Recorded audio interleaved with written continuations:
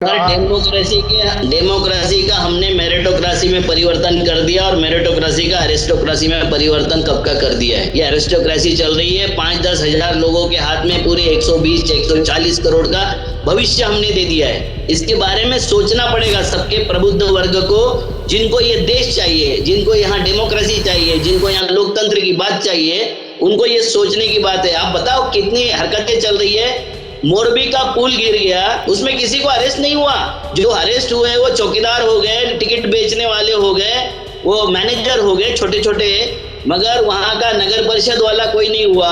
Oreva company का मालिक जयसुख पटेल का कुछ नहीं हुआ। ये मोदी जी के ड्रोन क्या कर रहे हैं मुझे नहीं समझ में आ रहा है। मोदी जी के तो ड्रोन है। उन्होंने लंबा चौड़ा भाषण दिए थे कि मैं कहीं भी योजना में जाने के पहले वहां हमने लिपापोती न हो जाए, इसलिए ड्रोन भेजता हूँ, ड्रोन के द्वारा भ्रष्टाचार ढूंढ लेता हूँ, ड्रोन के द्वारा कामों की खामियां ढूंढ लेता हूँ। वो ना तो हाईवे के वो जो गिर गया था हाईवे उसका भ्रष्टाचार ढूंढ सके, ना चाइना के वो घर बनाए अपने एरिया में वो ढूंढ सके। छोड़ो, वो नहीं ढूंढा तो नहीं ढूंढा, वो उनका अपना मामला था, मगर ये चाबियां तो लोगों को जिनको दी थी उनके घर तो पता होना चाहिए।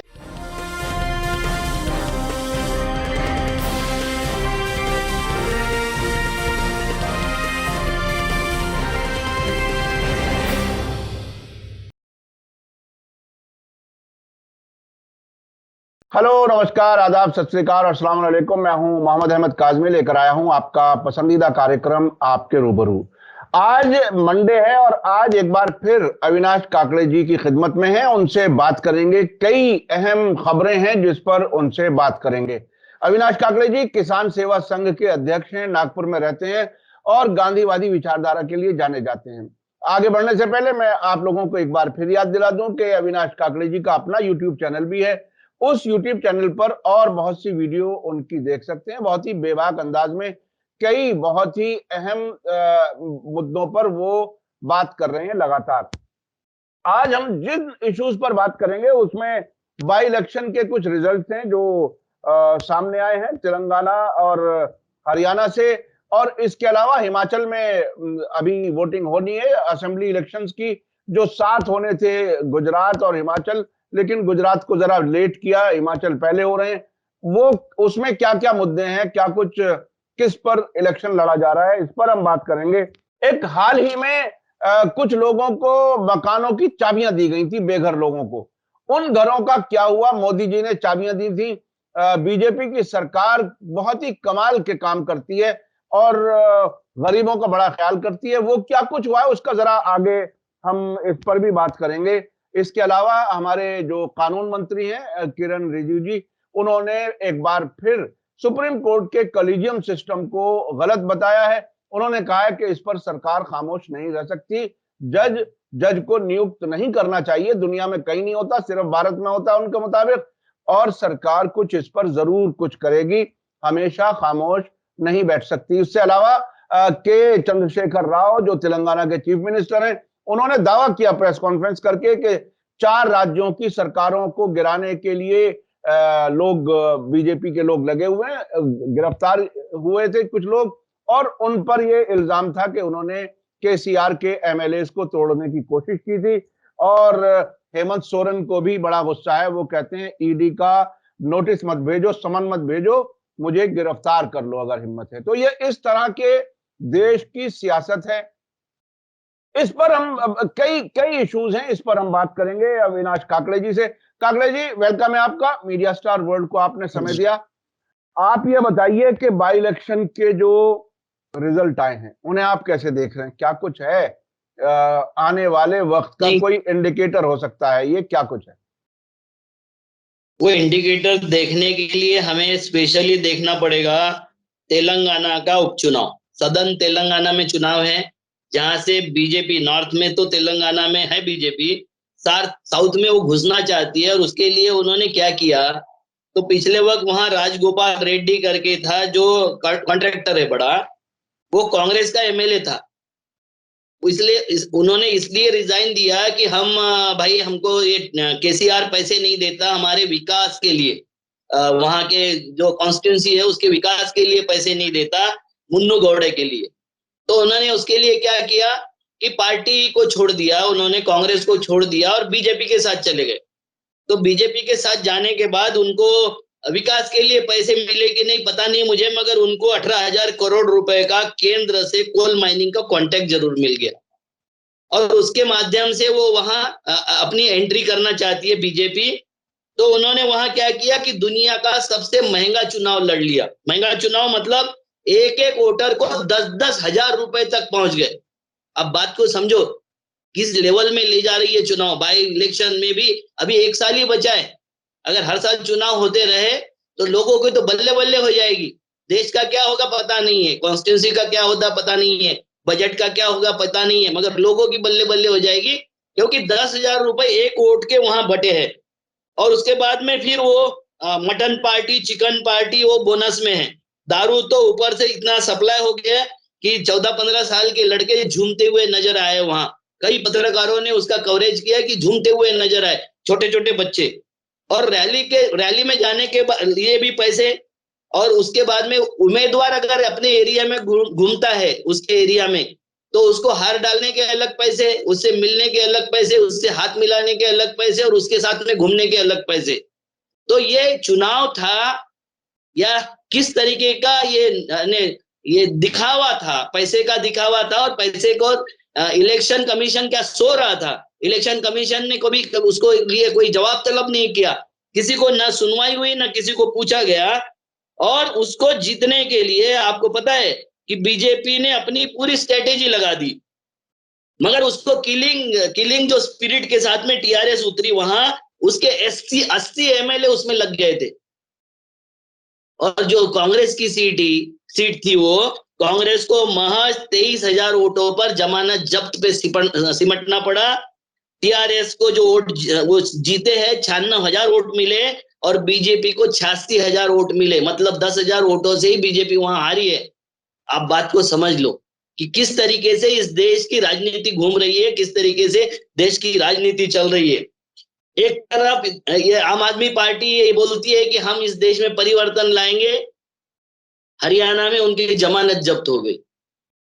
दूसरे तरफ इतना पैसे का नंगा नाच हो गया।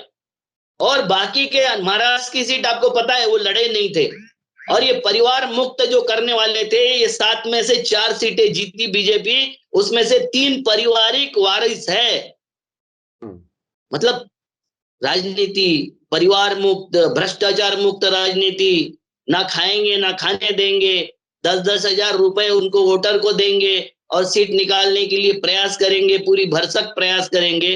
तो आने वाला 2024 का इलेक्शन किस तरीके से लड़ने वाली है बीजेपी, इसका ये पहला का पहला आरंभ है, ये शुभारंभ है, दिखा रहे हो। तो क्या एक तो मैं वोटरों के बारे में कहूंगा, अगर 10-10 हजार वोटर को मिल जाए तो मुझे लगता है कि महंगाई और बेरोजगारी सब कुछ भूल करके लोग 10,000 रुपए लेना चाहेंगे ताकि उन्हें नकद मिल जाए। लेकिन क्या वाकई वो भी मिल रहा है या बीच के लोग सब खा जाते हैं? क्या है कुछ और ग्राउंड पे से कुछ ऐसी इंफॉर्मेशन है? डायरेक्ट लिफाफे प्रोफेशनल लोगों को लगा के, उनके वहां के कुछ कर्मचारी लगा के डायरेक्ट दे दिए गए। डायरेक्ट हर एक के घर में लिफाफे पहुंचे, इलेक्शन कमीशन को कुछ दिखाई नहीं दिया। वो तो ब्लाइंड अवस्था। ऐसे क्या कुछ सबूत हैं लिफाफे पहुंचने के? बहुत सारे सबूत है उसमें। वीडियो आए, कई लोगों के इंटरव्यू आए, कई जगह ये बात हुई है, मतदारों ने भी कबूल किया है। तो ये पैसे का तो अभी भी आप इस बात पर यकीन नहीं रखते कि ईवीएम से जीती है बीजेपी? नहीं, अगर ईवीएम से जीतती तो इतने पैसे देने के बाद जीत ही जाती। और वो पिछले वक्त का जीता हुआ आदमी था, वो बड़ा माफिया भी है, वो धनपति भी है, और उसको बाहुबली भी है। उस एरिया का तो बहुत रसूखदार आदमी है, जो कांग्रेस को इतने बड़े बहुमत से उन्होंने जिता दिया था, जबकि अभी कांग्रेस उसका माने जमानत नहीं बचा सकी।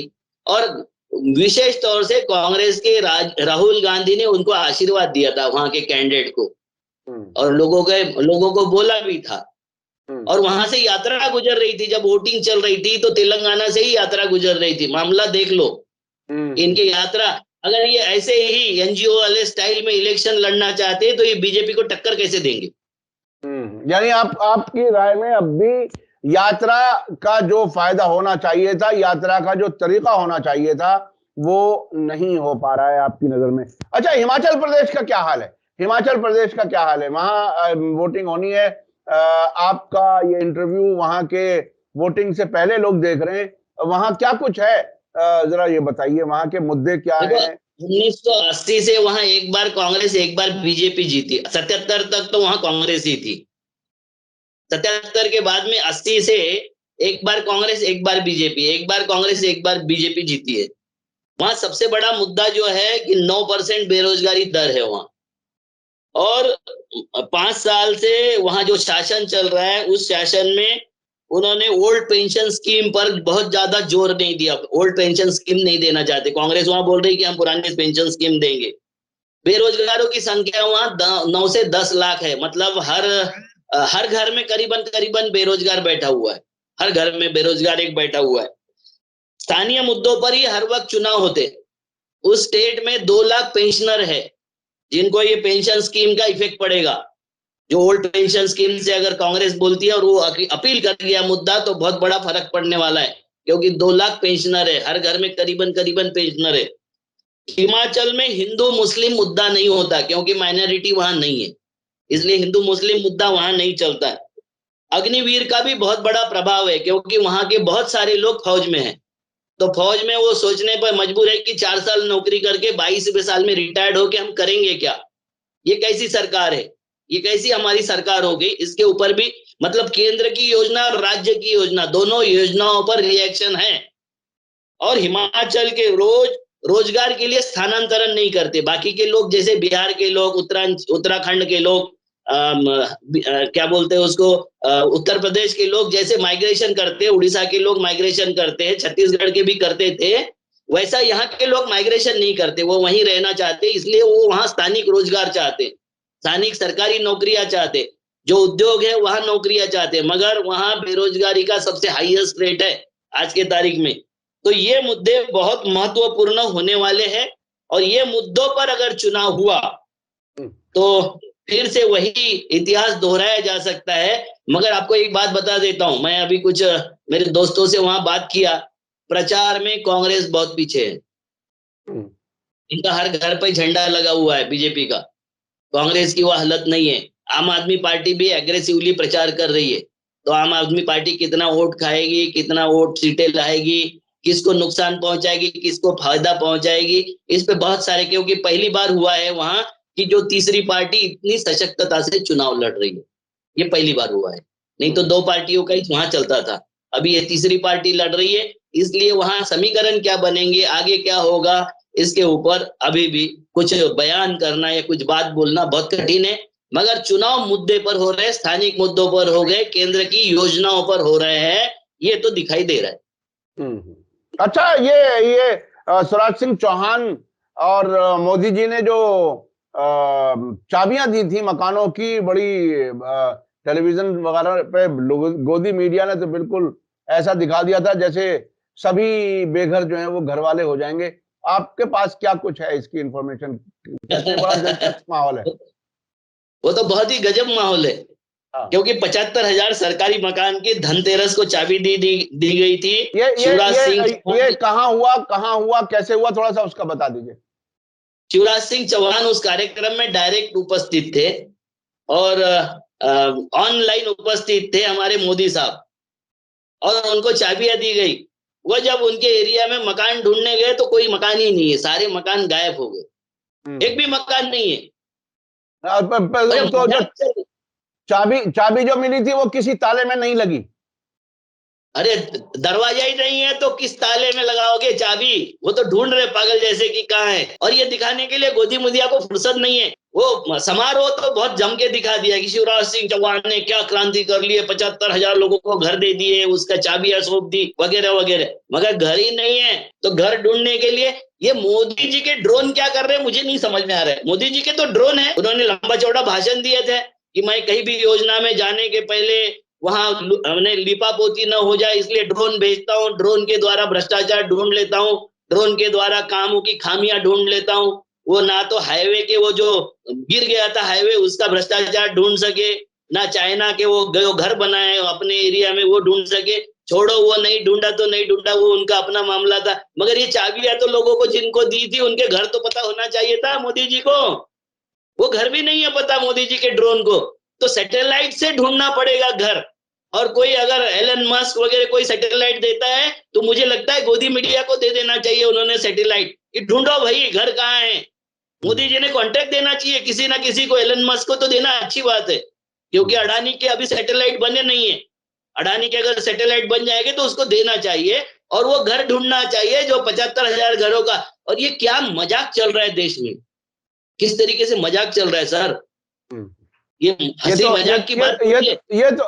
ये तो गरीबों का मजाक हो गया साहब, जो इस उम्मीद से वहां पहुंचे कि चाबियां मिलेंगी, आज से हम घर वाले हो जाएंगे, हमारे पास घर होगा, और उनको घर ही ना मिले। ये तो गुर्बत का मजाक हो गया। आखिर ये क्या है? यानी ये इतना नॉन सीरियस नहीं होना चाहिए कि आप गरीब को कहें कि आओ हम तुम्हें खाना खिलाएंगे और बिठा करके भूखा मार दें उसको।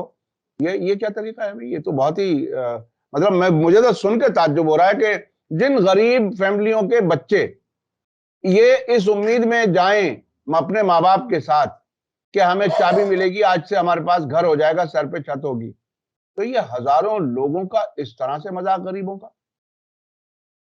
सर मजाक की अगर बात करोगे तो 2 करोड़ रोजगार भी मजाक था, 15 लाख ये भी मजाक था, ना खाऊंगा ना खाने दूंगा ये भी मजाक था। तो मजाक करने की तो आदी है ये सरकार।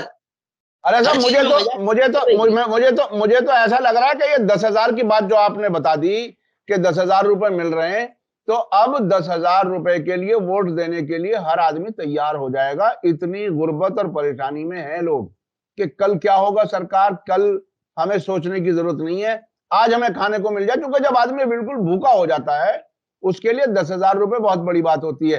तब तो इलेक्शन जीतना बहुत आसान हो गया अगर ऐसी सूरत है। जैसा कि आपने बताया कि बाकायदा सबूत भी सामने आए हैं। अब उस गरीब को 10,000 रुपए भी अगर नकद मिल जाए, चाबी आबियां कोई ना दे कोई बात नहीं, तो मेरे ख्याल से वो गरीब 10,000 रुपए लेकर के वोट आराम से दे देगा। क्यों? तो क्या ये डेमोक्रेसी रही? क्या देश रहा? डेमोक्रेसी का हमने मेरिटोक्रेसी में परिवर्तन कर दिया, और मेरिटोक्रेसी का एरिस्टोक्रेसी में परिवर्तन कब का कर दिया है। ये एरिस्टोक्रेसी चल रही है, 5-10 हजार लोगों के हाथ में पूरे 120-140 करोड़ का भविष्य हमने दे दिया है। इसके बारे में सोचना पड़ेगा सबके प्रबुद्ध वर्ग को, जिनको ये देश चाहिए, जिनको यहाँ डेमोक्रेसी चाहिए, जिनको यहाँ लोकतंत्र की बात चाहिए, उनको ये सोचने की बात है। आप बताओ कितनी हरकतें चल रही है। मोरबी का पुल गिर गया, उसमें किसी को अरेस्ट नहीं हुआ, जो अरेस्ट हुए वो चौकीदार हो गए, टिकट बेचने वाले हो गए, वो मैनेजर हो गए छोटे छोटे, मगर वहां का नगर परिषद वाला कोई नहीं हुआ, ओरेवा कंपनी का मालिक जयसुख पटेल का कुछ नहीं हुआ, और हम रिजाइन मांग रहे हैं। ऐसा पता चला है कि जयसुख पटेल ने अपनी गिरफ्तारी से बचने का रास्ता निकाल लिया है। वो क्या रास्ता है, वो जरा वो बताइए। वो बहुत ही अहम। वो रास्ता तो ये है कि उन्होंने रिजाइन मांगा है ऋषि सुनक का, क्योंकि वो ब्रिज बनाया था ब्रिटिश ने, तो जैसे पेट्रोल के लिए जिम्मेवार। बीजेपी अब तक तो बहुत सी चीजों के लिए नेहरू जिम्मेदार, इंदिरा गांधी जिम्मेदार, यहां तक की बात अब ब्रिटिश सरकार जिम्मेदार है, और उसे वहां पे रिजाइन देना चाहिए, हमारा इससे क्या मतलब। तो तो ब्रिटिश सरकार ने बनाया था, ब्रिज जो बनाया था ब्रिटिश सरकार ने बनाया था। हालांकि ब्रिटिश सरकार ने लेटर देके इनको कब का बता दिया था कि इसकी डेट एक्सपायर्ड हो गई है। वो जयसुख पटेल ने जो ब्रिज बनाया था, उन्होंने किताब लिखी है, वो उस किताब का नाम है समस्या और समाधान। जिन्होंने इसे रिपेयर किया था, रिपेयर का काम जिन्हें दिया गया, ओरेवा कंपनी के मालिक जो घड़ी बनाते हैं, उन्होंने ब्रिज रिपेयर किया था, उस कंपनी के मालिक।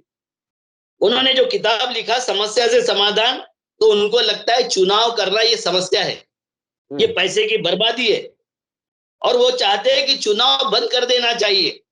इस देश को कोई हुकुमशाही ढंग से चला सकता है, और चाइना की तरह हम एक आदमी को 10, 20, 25 साल के लिए सत्ता दे दे, और उसके बाद में उसकी राह दे के 25 साल की वो हमारी जनरेशन कैसी बर्बाद करता है। ये मैं कह रहा हूं, उन्होंने नहीं कहा। उन्होंने बोला कि इससे होगा, आपको पता है कि केबल को जो जंग लग गया था, जिसके कारण उसको रिपेयर के लिए निकाला था, वो केबल वैसे ही जंग लगी केबल रहने दिया गया और उसमें 141 लोग मौत के आगोश में समा गए।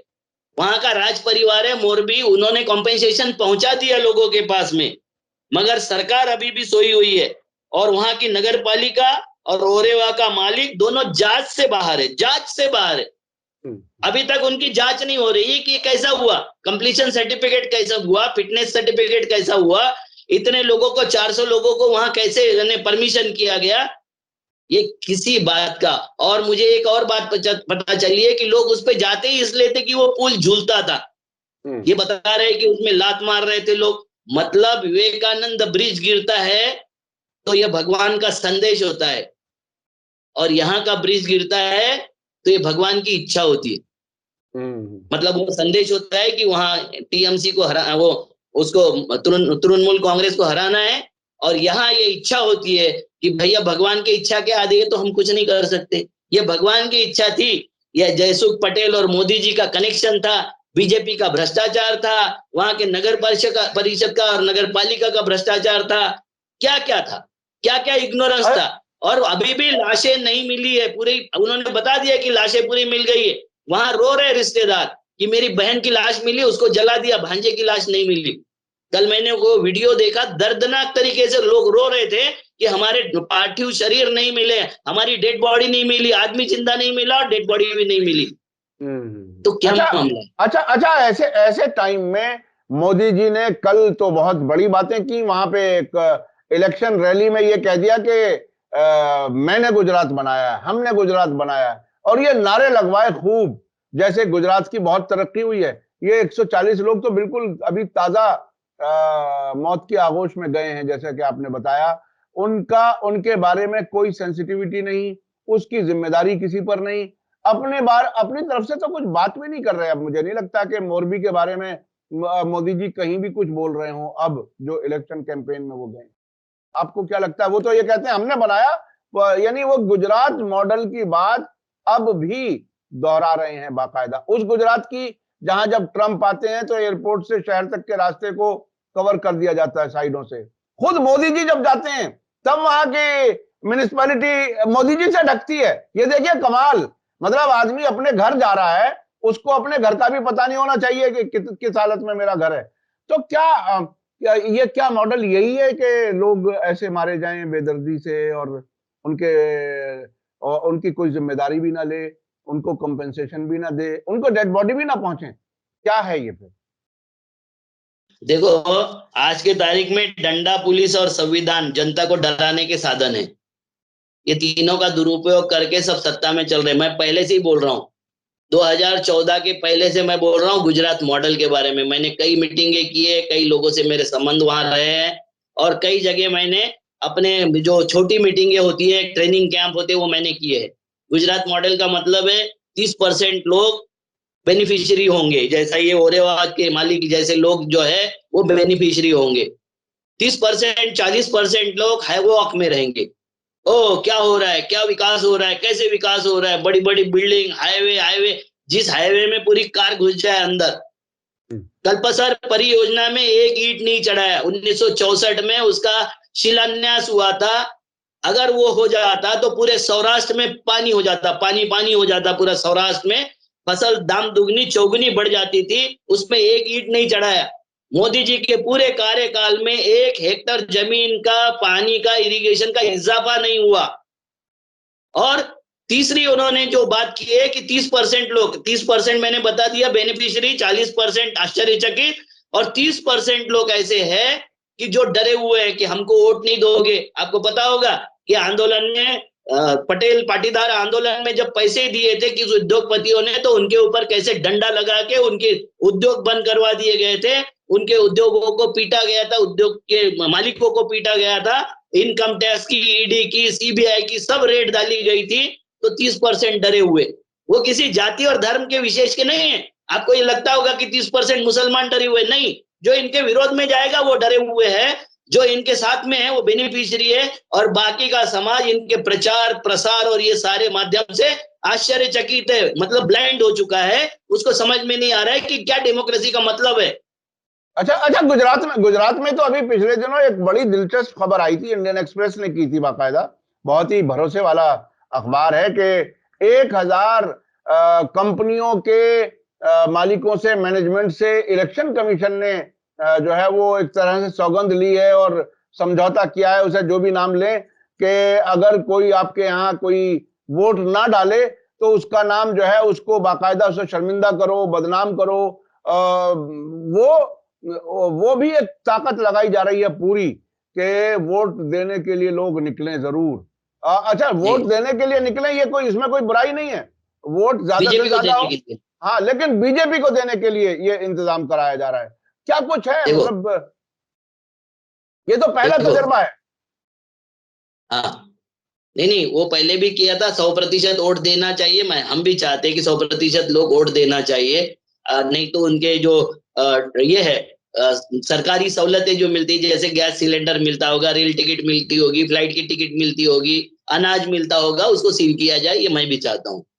क्योंकि ये हमारे यहाँ 60-70% वोट देते हैं, उसमें से कुछ वोट खरीद के और डेमोक्रेसी को, क्योंकि जो 70-80% 40-50% लोग वोट नहीं देते, वही सच्ची में सोच के वोट दे सकते। मगर इनको लगता है कि हमारे ना वोट देने से क्या होगा, वो तो जीत ही लेंगे, झोपड़ियों में पैसे बांट के भी जीत लेंगे, ऐसे भी बांट के जीत लेंगे। तो 100% लोगों को वोट देना चाहिए, इसका मैं समर्थन करता हूँ। मगर वोट इस तरीके से नहीं देने चाहिए। आपको गलत संदेश दिया किसी ने कि 1000 कंपनियों को उन्होंने वोट डालने के लिए नहीं, कांग्रेस को और आम आदमी पार्टी को 1 रुपए का अगर फंड दे दिए तो तुम कंपनी कैसी चलाते हो ये हम देखेंगे, इसलिए गए थे वो। ये आपकी अधूरी जानकारी है, आपकी जो जानकारी है वो अधूरी है। तो वो फंड ना दे कोई कंपनी बीजेपी को, वो इंतजाम किया गया है।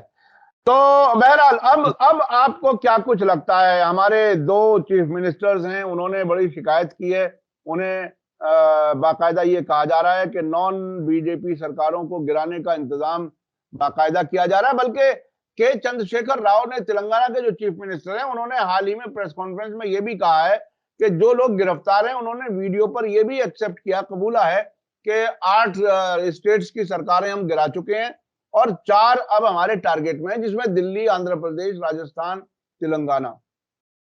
तो क्या कुछ है, मतलब ये हालांकि ये सवाल खुद बार बार एक तरह से रिपीट करना है, और कभी कभी हम भी सोचते हैं कि क्या ये सवाल अब करना बंद कर दिया जाए कि डेमोक्रेसी है या बिल्कुल खत्म हो गई, या ये हमारी मजबूरी है कि हम डेमोक्रेसी बाकी रखते हुए देखना चाहते हैं कि देश अच्छे रास्ते पर चले, क्या कुछ है? देखो, थोड़ा सा न्याय प्रक्रिया में जैसे ही डंडा पड़ने लगा, कुछ निर्णय इनके विरोध में आए, नोटबंदी के बारे में इंक्वायरी होने लग गई, ईडब्ल्यूएस इकोनॉमिकली वीकर सेक्शन की सुनवाई होने लग गई, कॉन्स्टिट्यूशनल बेंच 5 बैठी हुई है। तो ये सारा जो मामला है उसको कहीं ना कहीं ये थ्रेट समझते हो खुद को। आपने जो पहले बोला था कि किरण रिजिजू ऐसा स्टेटमेंट क्यों दे रहे हैं, तो कोलेजियम सिस्टम के लिए इसलिए दे रहे हैं कि भैया जुडिशियली भी इस तरीके से एक हाथ दूसरा निर्णय भी स्वतंत्रता से न दे। क्योंकि अगर स्वतंत्रता से निर्णय दिया तो आपको पता होगा कि हेमंत बिस्वा शर्मा ने जो झारखंड के एमएलए को पैसे दिया था, जो गाड़ी पकड़ी गई थी, टिप्स दिया था उसकी वेस्ट बंगाल की सरकार ने, ममता बनर्जी की सरकार ने, हेमंत जो वहां का हेमंत सोरेन है उसको टिप दिया था कि ऐसे ऐसे गाड़ी में ऐसे पैसे आ रहे हैं, जो पैसे पकड़े गए थे। और पैसे पकड़ने के बाद उन्होंने बोला था कि ये पैसे हेमंत बिस्वा शर्मा के माध्यम से हमको मिले हैं सरकार को रिशफल कराने के बारे में। उसकी इंक्वायरी कहाँ है? उसकी इंक्वायरी कौन कर रहा है? और इसकी इंक्वायरी क्यों रुकी हुई है? जो एमएलए भाग गए थे, कांग्रेस के एमएलए और बाकी पार्टियों के एमएलए भाग गए थे, उसकी इंक्वायरी कहाँ है? ये इंक्वायरी नहीं की जाती है, इसलिए इनका हौसला बढ़ रहा है। और सैया भाई कोतवाल फिर डायरेक्ट आएगा, तो इसलिए हेमंत सोरेन बोल रहे हैं कि भैया ये इंक्वायरी वाला फार्स है। तुम क्या इंक्वायरी करते हो? हमको पता है तुम्हारी इंक्वायरी कहां तक जाती है, आप मुझे अरेस्ट कर लो डायरेक्ट। ये बोलने की नौबत किसी सीएम को आ रही है, इसका मतलब किस तरीके से प्रेशर बनाना शुरू कर दिया है कि आप एक तो हमारे साथ रहोगे या नहीं रहोगे। मतलब ये सत्ता का भी थ्रेट है, लाइफ का भी थ्रेट है। तो इसमें इसमें आप ये बताइए कि तेलंगाना के सीएम ने जो लोगों को पकड़ा, वो लोग हैं रामचंद्र भारती, शशि शर्मा, नंद कुमार, सिमयाजी स्वामी। ऐसे लोगों के इकबाल बयान है, ऑन कैमरा उन्होंने बयान दिया है कि सरकारें गिराने के लिए हम इतना इतना करोड़ रुपए देने को तैयार है, और ये हम तड़ीपार शाह जी के कहने पर, उनके सपोर्ट पर ये सारी चीजें कर रहे हैं। ये जब पकड़े गए और ये आया तो विस्फोटक काम था। देश का अगर गृह मंत्री इस तरीके से सरकारें गिराने, खरीद फरोख्त करे में लगा होगा, तो इस देश का मालिक कौन है? ये देश का मालिक अडानी अंबानी हो गए हैं। आपने पिछले वक्त पूछा था ऋषि सुनक वहां आ गया, तो आपके उसके बारे में क्या राय है? मैं फिर से बताता हूं कि हमारे देश में इंडस्ट्रियलिस्ट लोगों के, इनके मालिक खुद आ जाए सत्ता में, मुझे कोई आपत्ति नहीं है, मगर उनके दलालों को सामने लाके, एक दलाल फ्लॉप हो गया तो दूसरा दलाल लाओ, दूसरा दलाल फ्लॉप हो गया तो तीसरा दलाल सामने लाओ। उससे अच्छा है कि अडानी के पास में सत्ता चली जाए, इस देश का प्राइम मिनिस्टर अडानी हो जाए, अंबानी हो जाए, अच्छा मैनेज कर लेंगे। अडानी से अच्छा सरकारों को मैनेज करने वाला दूसरा आदमी देश में नहीं, दुनिया में पैदा नहीं हुआ। तो मैं चाहता हूं कि अडानी पे सत्ता आ जाए, ये बाकी के उनके दलाल जो है इनको घर बैठाया जाए।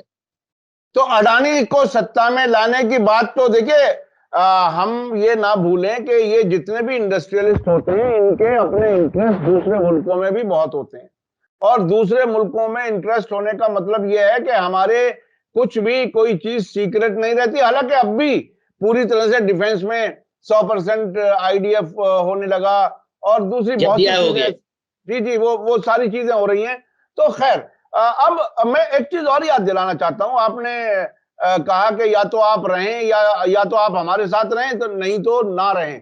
अभी जो मोदी जी ने तकरीर की है कल, उसमें ये कहा है कि गुजरात को बदनाम करने वालों को वाइप आउट कर दिया जाएगा, खत्म कर दिया जाएगा। यानी ये इससे बड़ी धमकी नहीं हो सकती कि जो लोग उनके उनके कहने के मुताबिक गुजरात में नफरत फैला रहे हैं और गुजरात को बदनाम कर रहे हैं, उनको पूरी तरह से सफाया उनका कर दिया जाए। वाइप आउट का मतलब होता है सफाया, और सफाया करने वाला, ये तो धमकी बिल्कुल जो जो बंबई के भाई लोगों वाली धमकी। क्या क्या लगता है आपको?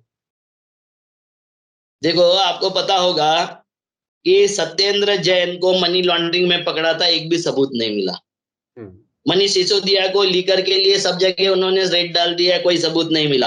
राजेंद्र जैन को 22 प्रतिज्ञा के ऊपर उन्होंने थ्रेट किया था, उसका रिजाइन देना पड़ा, क्योंकि हिंदुत्व, और वो जो है हिमाचल में नहीं चलता है हिंदुत्व, मगर वहां चलता है हिंदुत्व गुजरात में। तो उसको साधने के चक्कर में जो अरविंद केजरीवाल जी है, उन्होंने राजेंद्र गौतम का रिजाइन ले लिया। ये सारी चीजें जो करते हैं, ये क्या आपको लगता है ये फेयर लोकतंत्र है, फेयर चुनाव है, ये फेयर डेमोक्रेसी है? ये सच में डेमोक्रेसी चल रही है इस देश में? इसको मैं बार बार बोलता हूं कि इस देश का बहुसंख्यक लोग जब तक नहीं समझेंगे, जब तक हिंदू मुस्लिम में इन्वॉल्व रहेंगे, जब तक नौकरियां जाती रहेगी, रोजगार जाते रहेगा, देश जाते रहेगा। और आप बहुत ज्यादा आपत्ति मत लो, अडानी को अगर जिम्मेवारी दे दी, प्राइम मिनिस्टर बना दिया, तो फिर वो जैसे कंपनी का हित अपने देखता है, वैसे देश का भी हित देखेगा। भाई, जो अपने बाल बच्चे ढंग से पाल सकता है, वो अपना परिवार भी पालता है ना, परिवार को भी संभालता है। बिना बच्चे वालों को और बिना शादी वालों को तो देख लिया आपने, क्या कर दिया देश का सर्वनाश। जो अपने कंपनी का है, जो कंपनी को बढ़ाता है, देश की दुनिया की दूसरे नंबर की कंपनी बना देता है, उसके हाथ में देश दे दो, देश एक नंबर पे ला देगा वो। क्योंकि फिर वो दूसरे के सीक्रेट चुराएगा ना, यहाँ के सीक्रेट क्यों देगा? क्योंकि वो मालिक हो जाएगा देश का। अगर वो बात मान ले हम कि वो जो ओरेवा के मालिक की, कि इस देश को किसी के हाथ में देना है, तो मैं बेटर समझूंगा कि अंबानी या अडानी के हाथ में देश दे दिया जाए, ये दलालों के हाथ से देश छीन लिया जाए।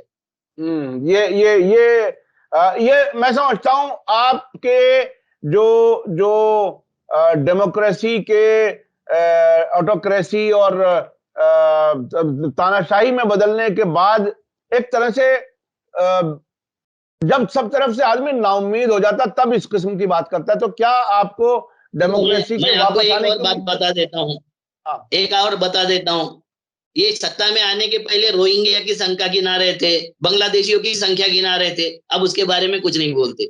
ये ये कॉमन जो लॉ है, मतलब समान नागरिक संहिता, इसको 2023 में लाके अपनी हरकत दिखा देंगे। जैसा किसान कानून लाया था, ये भी लाएंगे। मगर इनको सब दिखाई देते हैं, रोहिंग्या दिखते हैं, बांग्लादेशी दिखते हैं, अब नहीं दिखते होंगे, मगर 13 लाख करोड़ किन उद्योगपतियों को माफ किए रिजर्व बैंक को पता ही नहीं है। किन लोगों के माफ किए ये पता नहीं है। इनको 15-15 लाख करोड़ रुपए, 15-15 लाख रुपए, 2 करोड़ नौकरियां जो दिया था, ये वादा झूठा नहीं लगता। ये लगता है चुनाव जीतने के लिए हमने ये बातें बोले थे। तो ये जो मामला है, इस मामले को गंभीरता से समझना पड़ेगा। फ्रस्ट्रेशन वो नहीं है मेरा वो फ्रस्ट्रेशन नहीं है कि कितना बुरा हो रहा है। मेरी ये बात है कि लोगों की आंख खुल जाए। और लोग, मैं पहला आदमी होऊंगा, अगर अडानी प्राइम मिनिस्टर बनता है तो उसका प्रचार के लिए मैं आगे आऊंगा, मैं प्रचार करूंगा। ये जो है बोगस लोग, इनसे तो अच्छा है वो। ये बहुत ही अहम बात है। अब प्रचार करेंगे, फिर मुझे तो अगर वो उनको ही प्रधानमंत्री बनाना होगा तो फिर कोई प्रचार थोड़ी होगा, फिर तो अचानक ही ऐलान हो जाएगा। फिर आप जब डेमोक्रेसी खत्म ही होने की बात हो रही है। नहीं, अगर ये 10-10 हजार रुपए दे रहे तो वो कम से कम 25,000 रुपए देगा। वो चाहे जैसे वो अपने बैंकों से लूट करके ही लाके दिया जाए। भाई बैंकों को तो लूट लिया है, अब क्या बचा है बैंक लूटने की? हमारी कितने बैंक बंद होने के और स्क्रैप होने के इस पे कगार पे है। मगर अगर उसका कंपनी जैसी कंपनी उसके नाम से है, ये देश भी उसके नाम से अगर कर दिया तो मेहरबानी हो जाएगी मोदी जी से और संघ से और आरएसएस से। मैं आह्वान करता हूं, नम्र करबद्ध डिमांड करता हूं कि ये देश अडानी को सौंप दिया जाए। आप जैसे दलाल और जो देश को बेचने वाले लोग हैं, तथाकथित राष्ट्रभक्ति समझाने वाले लोग हैं, इन लोगों को अब छोड़ देना चाहिए, क्योंकि आपसे नहीं हो पाएगा। 75,000 आप मकान की चाबियां देते हो और मकान गायब है। आप जो कुछ योजनाएं करते हो, जो कुछ घोषणा करते हो, वो सारा लबो लुआब है। 20 लाख करोड़ की आपने कोरोना में घोषणा की थी, कहीं दिखाई नहीं दिया। आप जो हाईवे बना रहे हो, कब धस जाते हैं, कब उसका सर्वनाश हो जाता है, पता नहीं चलता। आपके उद्घाटित पुल कब गिर जाता है और 141 लोगों की जान ले जाता है, पता नहीं चलता। आपके दारूबंदी वाले स्टेट में दारू पी के, जहरीली दारू पी के लोग मर जाते हैं और किसी को अरेस्ट नहीं होता है। तो ये इससे अच्छा है ना कि कोई ना कोई ऐसा आदमी आए जो हमारे उनके हित का रक्षण करने के साथ देश के हित के रक्षण कर ले। जी जी जी, बहुत बहुत शुक्रिया अविनाश काकड़े जी। इसमें बहरहाल बहुत कुछ सोचने के लिए है लोगों के लिए कि जब प्रजातंत्र यहाँ तक पहुंच ही गया है और तो मैं अब एक विशेष आग्रह करता हूं, ये संबित महापात्रा है एक, ये हर वक्त मनोहर कहानियां लिखता है, तो इसका बायकॉट करना जरूरी है। बायकॉट कौन करेगा? सब ये जब गोदी मीडिया रोजाना दिखाएगा तो बायकॉट वो जैसा दिखाई दे टीवी अपना बंद कर ले, दूसरी जगह फेर ले। क्योंकि ये मनोहर कहानियां के सिवा और कुछ नहीं बोल रहा है। 8 साल हो गए ये खाली मनोहर कहानियां बोलता है। तो मनोहर कहानियां बहरहाल सुन के उस टाइम तो शायद कुछ लोग बहक ही जाते होंगे ना। वो तो अपना काम कर रहा है, जो उसने पार्टी ने उसको ड्यूटी दी है वो अपनी पार्टी की ड्यूटी कर रहा है। वो जब पूरी सरकार ही ऐसी है कि चाबियां गायब हो जाती हैं, मकान गायब हो जाते हैं, चाबियां देते हैं, चाबियों का ताला नहीं मिलता, घर नहीं मिलता, तो वो अकेला ही क्या कर रहा है? तो जब सभी ऐसा कर रहे हैं, फ्रिंज एलिमेंट का सरदार है। बीजेपी के अध्यक्ष ने कहा है, होम मिनिस्टर ने कहा है, फॉरेन के मैंने जो एम्बेसडर है उन्होंने कहा है कि बीजेपी के प्रवक्ता फ्रिंज एलिमेंट है। तो ये फ्रिंज एलिमेंट का सरदार है। कम से कम जनता तो ये तय कर ले कि इसके ऊपर बाइकआउट करना है। जी जी जी जी, बहुत बहुत शुक्रिया अविनाश काकड़े जी। आपसे बात करके बहुत सी चीजें मालूम होती हैं, और खास तौर पर जो बात आपने जिस तरह से नतीजा निकाल के आखिर में कहा है कि अडानी और अंबानी अगर सरकार चला लें तो वो ज्यादा अच्छा होगा। कम से कम ये आरएसएस, बीजेपी और ये सब जो तमाशा है, जो चाबियां नहीं मिलती, मकान नहीं मिलते, चाबियां मिलती हैं तो मकान नहीं मिलते, और 10,000 रुपए और 15 लाख की बात कही गई, और क्या क्या नहीं कहा गया, और आखिर में बात आकर के पहुंची 5 किलो अनाज लो और खा के सो जाओ और आत्मनिर्भर रहो। ये है इस सरकार का निचोड़। बहरहाल ये देखने समझने की जरूरत है। इसी के साथ मुझे दीजिए इजाजत। धन्यवाद, शुक्रिया। जय भारत, जय हिंद। मीडिया स्टार वर्ल्ड के और वीडियो देखने के लिए हमारे चैनल को सब्सक्राइब करें और सीधे नोटिफिकेशन पाने के लिए बेल आइकन दबाएं। और अगर हमारी खबर सच्ची और अच्छी लगे तो अपने व्हाट्सएप, इंस्टाग्राम, फेसबुक और ट्विटर अकाउंट पर जरूर शेयर करें।